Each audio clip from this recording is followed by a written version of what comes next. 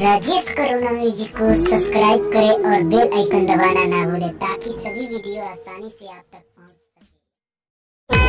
पापा तू हमरा दिल के फीलिंग का नहीं समझा हम हमरा से जान तेरी प्यार करेंगे तू हमरा के जान में प्यार करेंगे। अरे रो का के को हट जल्दी पर बताओ का को बताओ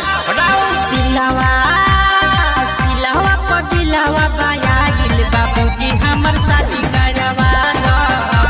माथे पर हमरा मौर चढ़ावा दो ऊपर लबानी पगलाई बाबूजी हमर शादी करवा दो माथे पर हमरा मौर चढ़ावा दो। आज जादूटा हाथ में करली बा लागत कि पापा के समाज गइल बड़ा आज जादू और जन लगी रे कराए मोय जन लगी रे कराए बुआ के हमरा में शॉट जा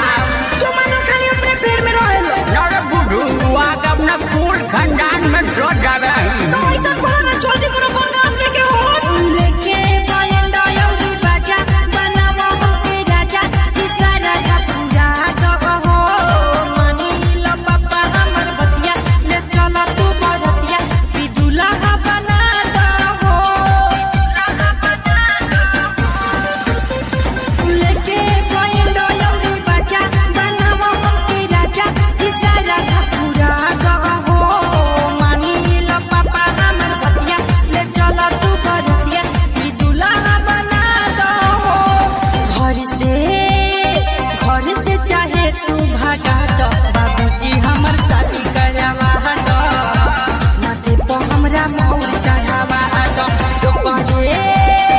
ऊपर लबानी पगलाई बाबूजी हमर शादी करवा दो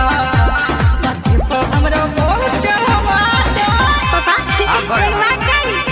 हमर शादी करा दो हमर 1 इंच के लड़का भैया साहब अंदर के दादा कहिया सब अरे बाप रे का देश जगह के ध्यान हो का दे एसए रिकॉर्डिंग स्टूडियो आकिल टोला। बंटी दीपक लकी हर्षद सुबह यौरी नीरज जीवन गइले पापा हो मुंगन कुआरे ये बाबू खत्म भइल काबू कि हमारा बुझाता हो अतवा ये क्रिया कोई काबू बंटी दीपक लकी हर्षद सुबह यौरी नीरज जीवन गइले पापा हो मुंगन कुआरे ये बाबू खत्म भइल काबू कि हमारा बुझाता हो कृष्णा जायक से बता दो बाबूजी हमर शादी करवा दो माथे पर हमरा मौर चढ़ावा दो ओकरे लगनी पगलाई बाबूजी हमर शादी करवा दो माथे पर हमरा